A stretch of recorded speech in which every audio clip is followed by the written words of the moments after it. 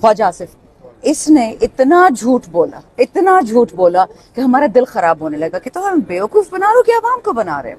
जी एक बात मैं आपको बता दूं, मैंने अपने पहली जो स्पीच थी फ्लोर ऑफ द हाउस मैंने बजट में की थी, और मैंने यही कहा था कि इस बजट के दौरान जितना झूठ बोला जा रहा है मुझे उससे तकलीफ हो रही है।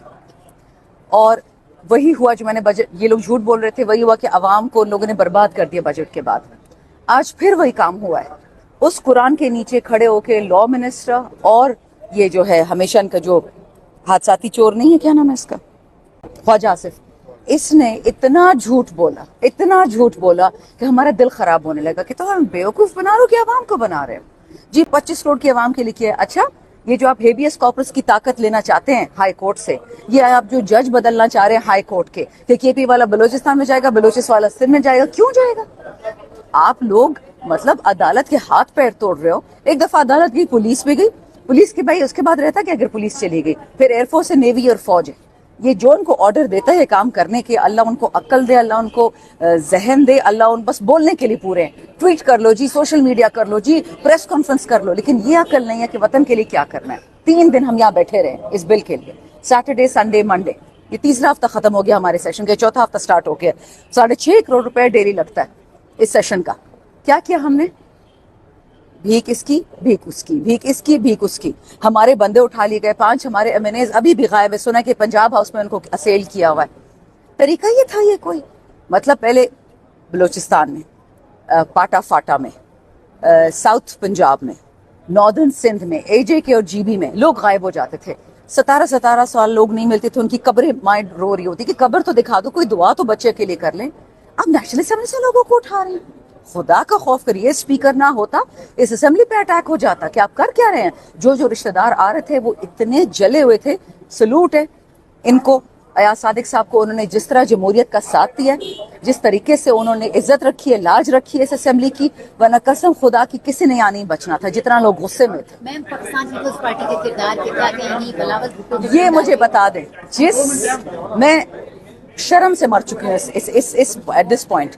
जो लोग ये ज़ियाउल हक, ये मुशर्रफ, ये क्या नाम है इसका जो सीजे था, भुट्टो साहब को शहीद किया, बीबी को शहीद किया, और ये उसी के थले लग गए। खुदा का खौफ करो, अल्लाह का खौफ होना चाहिए लोगों को। बट देखें, इंशाल्लाह ये मुल्क हम खराब नहीं होने देंगे। ये हमारा मुल्क है, ये 25 करोड़ आवाम का मुल्क है, और ये जो करना चाह रहे हैं उसको हम डिफीट मात दे के रहेंगे। 22 अगस्त का जलसा होने जा रहा है। देखें, हमारे अभी भी 2 एमएनएस को उन्होंने बेल नहीं दी है, जुबैर साहब को और एक और को।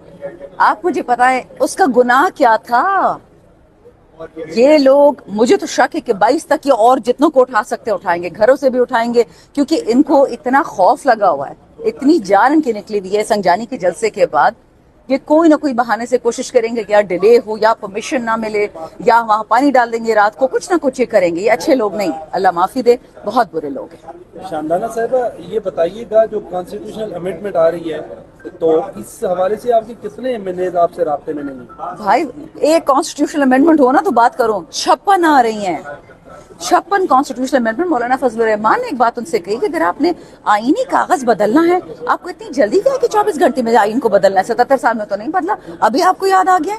रह गई हमारे 5 एमएनएज बिल्कुल गायब हैं, कुछ तो बाहर है, शुक्र अल्हम्दुलिल्लाह वो बचे हुए हैं, लेकिन जो पाकिस्तान में हैं उनको उन्होंने काबू किया हुआ है, रखा हुआ है पंजाब हाउस में। इनको शर्म आनी चाहिए। पहले सिंध हाउस लोगों को लेके गए, पंजाब हाउस लेके गए, ये कोई तरीका है? किसी की बेटी को ले गए, सादुल्लाह को बोला कहाँ बेटी ले जाओ और जाओ वोट दो नून और पीपल के हक में, ये कोई तरीका है?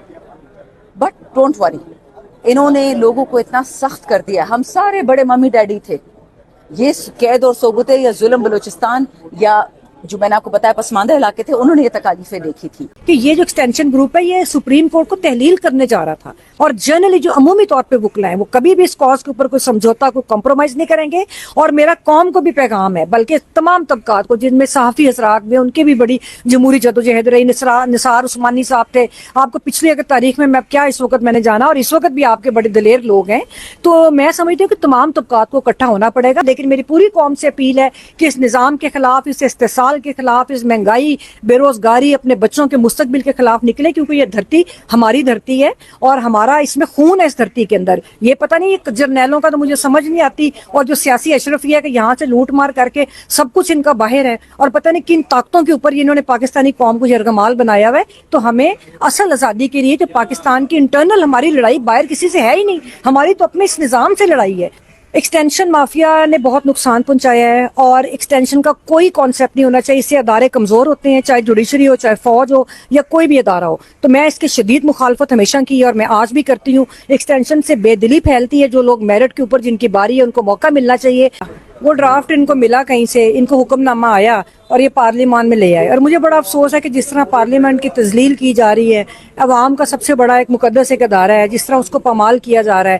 تو یہ جو ان کے نمائندے ہیں غیر جمہوری قوتوں کے, اور جس طرح انہوں نے انٹروڈیوس کرنے کی کوشش کی, اس کا بنیادی مقصد یہ تھا کہ جو ایکسٹینشن مافیا ہے اس کے مفادات کا تحفظ کیا جائے, چاہے وہ جوڈیشری میں ہے, چاہے وہ آرمی میں ہے, چاہے وہ حکومت کے اندر موجود ہے. دوسری بات یہ ہے کہ دیکھیے ایک طریقہ کار ہوتا ہے. آپ کو یاد ہے جب 18ویں آئینی ترمیم آئی تھی تقریباً 1 سال لگ گیا تھا ڈیلیبریشنز کرتے, اور کانسٹیٹیوشنل امینڈمنٹ ایک بہت بڑی بات ہے, اس کا پورے ملک کے نظام کے اوپر, لوگوں کے حقوق کے اوپر اس کا امپیکٹ ہوتا ہے. تو جس طرح خفیہ انداز میں یہ بھاگ دوڑ کر کے, اور جس طرح 2 گھنٹے کے اندر راتوں رات یہ ترمیم منظور کروانا چاہ رہے تھے, اس طرح کبھی بھی کوئی آئینی ترمیم کے منظور ہونے کا یا اس کو پیش کرنے کا کوئی تصور کسی جمہوریت میں نہیں ہے. تو جس طرح جمہوری اقدار کو پامال کیا جا رہا ہے, ہم نے اس کے خلاف حامد خان صاحب کی سربراہی میں آج ہم نے ادھر پروٹیسٹ کیا. اور اس کے علاوہ جو آزاد منشیات ہیں, دیکھیے پہلی بات پاکستان کی تاریخ میں ہوا ہے کہ جوڈیشری ایسے انسٹیٹیوشن کھڑی ہوئی. اسلام آباد ہائی کورٹ کے ججز کی بات کر رہی ہوں. اسی طرح کچھ آپ کو تھوڑا سپریم کورٹ کے اندر بھی ایسے ججز نظر آئے جنہوں نے آزاد فیصلے دیے بھی, اور کچھ کوشش بھی کی کہ وہ اپنا آئینی ذمہ داریاں ادا کرے. جس طرح ان کو دبایا جا رہا ہے, جس طرح عدالتی نظام کو میں سمجھتی ہوں کہ یہ جو ایکسٹینشن گروپ ہے یہ سپریم کورٹ کو تحلیل کرنے جا رہا تھا, کہ جس طرح جو آؤٹ لائنس ہم نے امینڈمنٹس کی دیکھی ہیں, تو اس کے خلاف جو ہمارا رول ہے وہ ہم نے پلے کیا. ہم کانسٹنٹلی آواز بھی اٹھا رہے ہیں, ہم نکل بھی رہے ہیں, ہم پروٹیسٹ بھی کر رہے ہیں, ڈیمونسٹریشنز بھی کر رہے ہیں. اور اب یہ پاکستان کے باقی جو طبقات ہیں ان کا بھی فرض ہے کہ وہ نکلیں اور اپنا اپنا رول پلے کریں. آپ سے سنی یہ بات, لیکن اس سے پہلے یہ ضرور ہوتا رہا ہے, جو بھٹو دور میں بھی ہوا, کہ قدغن لگائی جاتی رہی عدالتوں کے اختیارات میں. آئین کی 4th امینڈمنٹ ہے وہ, اس میں اس کا ذکر کروں گی, اور اس کو بھی اسی طرح منظور کرانے کی کوشش کی گئی. اس میں تو بلکہ جو اپوننٹس تھے, جو اپوزیشن تھی, اس کو پولیس کے ذریعے زبردستی پارلیمنٹ ہاؤس سے باہر بھی نکالا گیا. تو یہ بھی انفارچونیٹلی ہماری جو ایک جمہوریت رہی ہے نام نہاد اس کا حصہ رہا ہے. لیکن اب جو ہے اس سے بھی آگے بڑھ گئے, بجائے اس کے کہ سیاسی جماعتیں کچھ سیکھتی, چیزوں کو درست کرتی, وہ مزید جو ہے ان کا رول بہت منفی ہوتا جا رہا ہے. اور پاکستان کے اندر جو کرائسس ہے اس کی ذمہ داری اشرفیہ کے وہ اسٹیبلشمنٹ اور اشرفیہ کے جو گٹھ جوڑ ہے سیاسی اشرفیہ کا, وہ برابر ذمہ دار ہے اس کی, کہ جو کاز کو نقصان پہنچانے میں ان کے وزیر قانون صاحب جو ہے اور ان کے گروپ کا بہت بڑا ہاتھ ہے, کہ جنہوں نے وکلا کے کاز کو بہت ڈیمیج کیا ہے. وکلا تحریک میں بھی یہ وکلا کے خلاف کھڑے ہوئے تھے, اس وقت بھی یہ عامر کے ساتھ تھے, مشرف کے ساتھ تھے. اس کے بعد اس وقت بلکہ میں نے کافی دفعہ یہ بات کی ہے کہ جن پولیٹیکل پارٹیز کے اندر اس طرح کے کریکٹرز ہوتے ہیں وہ سیاسی جماعتوں کو بھی کمزور کرتے ہیں. تو اسی طرح آپ دیکھیں کہ جو جس جماعت میں وہ ہیں اس کا اس وقت کیا حال ہے. تو انفارچونیٹلی مطلب مجھے بڑا دکھ ہوتا ہے کہ اس طرح کے لوگ وکلا کے اندر ہیں, اور وہ ریاستی طاقت کی بنیاد کے اوپر ان کو ریاست نہ سپورٹ کرے. تو ان کے کیا بیانی ہے, ان کا کبھی کسی نے پوچھا کہ ان کا سیاست میں کیا بیانی ہے؟ ان کو کبھی کسی نے پوچھا کہ ان کی کیا کنٹریبیوشن ہے بار کے اندر؟ چند لوگوں کو یہ اکوموڈیٹ کر کے انہوں نے بار میں سیاست کی ہے اور ریاست کی طاقت میں کی ہے. جس دن ریاست کی طاقت ان کے پیچھے سے ہٹ گئی, پھر میں دیکھتی ہوں کہ ان کی کیا سیاست ہے. اور مجھے بہت دکھ ہے جو ان کا رول اس وقت پارلیمان کی تذلیل کرنے میں, جو اس طرح کے اور لوگوں کا بھی, صرف ان کی بات نہیں ہے, اور بھی جو لوگ ہیں جو ان کا رول ہے, میں اس پہ مجھے بہت دکھ ہوتا ہے.